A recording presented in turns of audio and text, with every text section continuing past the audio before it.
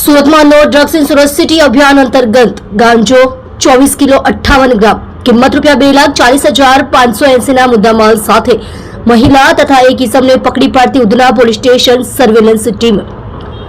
સુરત શહેર police commissioner Shri Anupamsinh Gehlot સાહેબનાઓએ no drugs in Surat city અભિયાનને સફળ બનાવવા અને સુરત શહેરમાંથી નાર્કોટિક્સની બદીને સંપૂર્ણ નેસ્ત નાબૂદ કરવા ખાસ police commissioner Shri Wabang Jamir sector 1 સાહેબ તથા નાયબ police commissioner Shri Bhagirath Gadhvi zone 2 સાહેબ તથા નાયબ police commissioner Shri Chirag Patel C division સાહેબનાઓએ માદક અને કેફી દ્રવ્યો તેમજ નશાયુક્ત વસ્તુઓની હેરાફેરી તેમજ વેચાણ કરનાર ઈસમોને પકડી પાડવા સારું જરૂરી સૂચનાઓ આપેલ.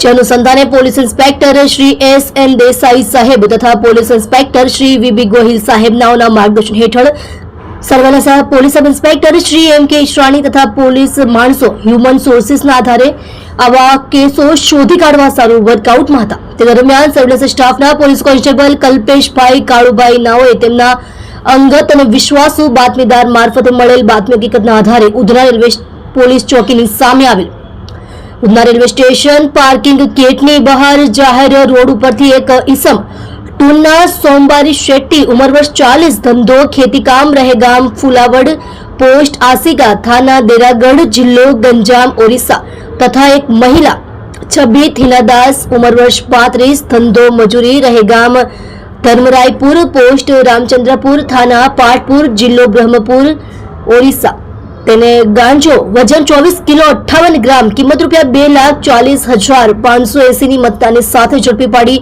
બંને આરોપીઓની વિરુદ્ધમાં ઉધના પોલીસ સ્ટેશન ગુનો રજિસ્ટર્ડ નંબર 2025 NDPS એક્ટ સન 1985 ની કલમ 8C 20BC 29 મુજબ ગુનો દાખલ કરી કાયદેસરની કાર્યવાહી કરવામાં આવેલ છે. તમે જોઈ રહ્યા છો ગુજરાત સમ્રાટ news channel. Chief editor Bhavesh પાટીલની સાથે.